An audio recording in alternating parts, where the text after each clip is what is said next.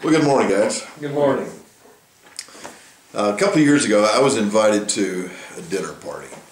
I've not been invited to many dinner parties. We'd get invited to go out to eat to eat at people's homes, but this was a dinner party, and the invitation stated that kind of thing, and so I thought, well, this is cool, So we went to this home. I just want to describe a little bit about it to you. When we walked in to the home, everything was just, it was ready for us. It was clean, and you could just tell they had prepared for guests to arrive that night. I went into the washroom to wash my hands, and it was ready for their guests to go in and get their hands washed and get ready for the meal. Got there at the time I was supposed to arrive with my wife, and there were other guests that were going to be there that evening. There would be a total of 6 of us, the host, the husband and wife, and then 2 of their friends, and then my wife and I. So we got in and got kind of comfortable in the kitchen area while she was finishing up some things, and I noticed that on the wall is this kind of chalkboard combination, Italian chef. It's a picture of an Italian chef with a chalkboard, where the menu and such would be, for the evening, and it had welcome to our guests tonight, and had our names, the Sartins, and our first name, and then it had the other guests that were going to be there, had their name. And I thought, man, that's cool, hanging right there at the between the kitchen and the dining room up there on the wall. She had called over a couple of week period of time and to talk to my wife and find out what kind of foods we liked and if there were any seasonings and that sort of thing. And so just in this conversation that I really didn't know it had even occurred, she picked up some ideas, and those were folded into the menu that night. And they had appetizers there, and well, we got into the meal, and it was, as you might imagine, it was a fabulous meal. We had a great time. It was a wonderful evening, and as I looked at it, I thought, this lady really put her heart and soul into this. This lady went all out for this to be a really great evening. In Matthew chapter 22, Jesus is he's doing some teaching, and the Sadducees had attempted to corner him, and he had shut them down. And there's this Pharisee that is watching this conversation occur, and he sees that Jesus has just shut down the Sadducees.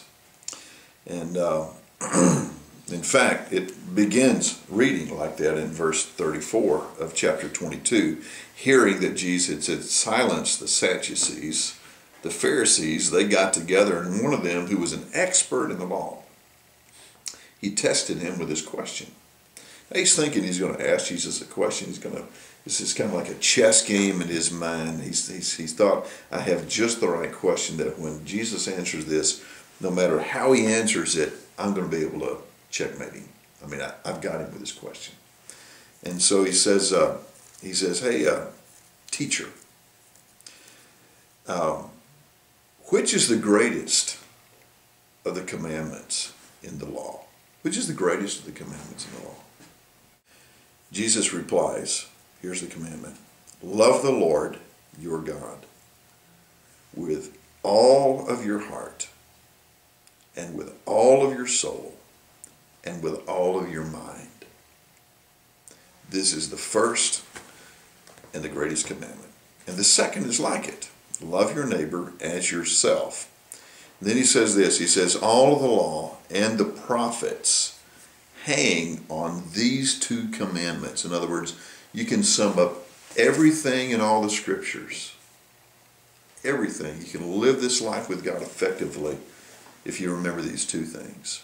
Love the Lord your God with all your heart, all your soul, all your mind, and then love your neighbor as yourself. The issue of living half-heartedly actually is addressed quite a number of times in Scripture. We're challenged to serve the Lord our God with all of our heart, to love him with all of our heart. The heart is not like a pie that we divide up into different pieces. We think of the pie a lot, and think, okay, here's my love for God slice. Oh, it's a really big slice. Here's my love for this, and here's this, and so I got do I have my life all sliced up right? Am I properly proportioned? Here are my slices. And God's saying, oh, you're messed up in your thinking. We don't slice our life up into slices and say, okay, here's my God portion, here's my Christian service portion, here's my family portion, here's my work portion, here's all this stuff. But what God is saying, hey, I want you to love me, to serve me give me all I want the whole pie. I want the whole pie. And then when you begin to go do something after you've given me the whole pie, then I will be able to take you, because I have all of you, and I will be able to operate through you in that setting, whether it's work or it's a family issue or whatever it is. But if I've got the whole pie, then when we get in there and start to do that, I've got all of you, not just part of you. And the difference that I can make is huge. So it's connected with the idea of seeking first the kingdom of God, to go there first and to give him all of us, and then go from there to the other places in life where he takes all of us that he has and is able to do in those different aspects, slices of our life, if you will, what needs to be done, because he has all of us. Now, it may sound to us almost unreal. Oh yeah. What about the natural person? What about, you get in the car and some idiot's going to pull out in front of you and just do something stupid. And we immediately respond, to the idiot. Well, what if God knew there were going to be idiots? And what if his purpose was that when the idiot did whatever the idiot's going to do, that rather than getting something natural out of us, what they got was something that we'd been immersed in, that when it got squeezed, dispensed the love of God, the heart of God, the very presence and the power of God.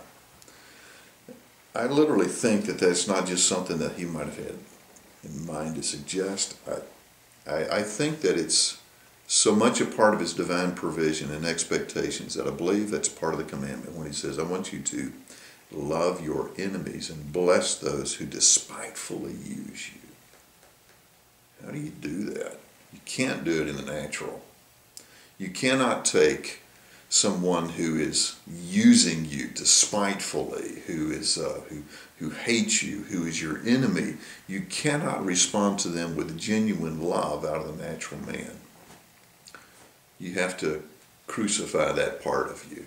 That part cannot come to the party.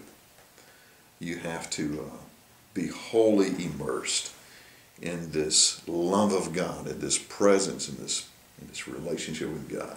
Have all of that other stuff squeezed out, and then the flow of the presence and the power of the love of God to flow into your whole being.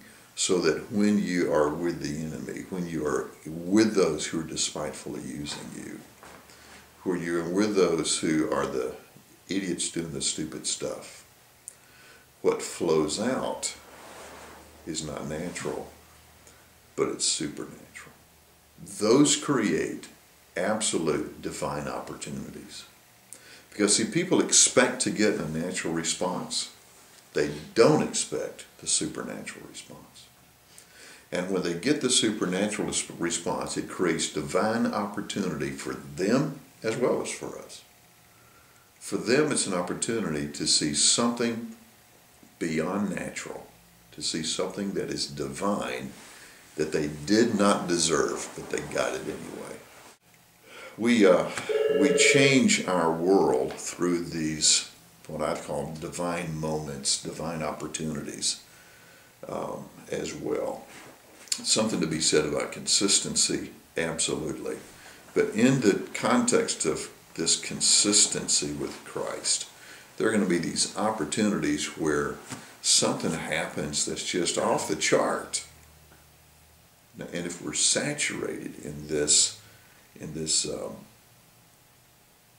love for God, and it's saturated our being, and we've squeezed the sponge of our heart, and all of its porosity has just the love of God. God has just swept into the whole of our being. Then when these moments, these divine opportunities occur, I'm a ready person for those. I don't have to go work on anything. And the neat thing about it is I'm able to, when it just gets squeezed out, that's what comes out. And another neat thing about this is I don't make a mess I have to clean up. I mean, if I respond out of the natural, how much time do I have to spend cleaning stuff up if I'm man enough to do that? If I'm not man enough to do it, then I just leave the clutter in somebody else's life, and now they've got to deal with it. It becomes part of their baggage for their life. Maybe they've expected to get treated like whatever. Maybe that's been their history, is to get treated like that. And maybe they desperately need someone not to treat them like they feel like they deserve. Who's that going to be? It's going to have to be someone who is seeking God first, wholly immersed in Him, that when they come into the context of conversation with that person does something stupid, they don't get what they deserve. They get something better. They get something Christ-like. There's one other thing I would add to this that's significant. Love is not something that we do simply because we can't help it, because the object of love is just so lovable. You know, it's that person's just so loving that I just can't help but love them. We want our spouses to be like that. We just want them to be so perfect. We want our children to be like that. We want our friends. We want everybody to be like that, to be so lovable that we can't help but love them. That would be a really great world. But then that would put the burden of love on the other person to be lovable, and it would also put the burden on us to always be lovable. And if we weren't, then we could say, well, I deserve this lack of love that I have. But God takes it totally out of that context, and He says, no, no, no, no, no. This love is a choice. You choose this. It's not a burden on somebody else to be lovable, so that at the end of the day you can say, well, I love them. In fact, He says, what value is it if you love someone who's lovable? Love the people that love you. That's easy. But how about loving somebody who doesn't love you? That's a choice. That's not something that is evoked because they're such wonderful people. That's a choice that we make, which teaches us this principle. Love in its very beginning is a choice. God made the choice to love us. It is His essence. We make the choice to love Him. We make the choice to love our spouse. We make the choice to love our children, our family. Take it to wherever you want to, all the way out to your worst enemy.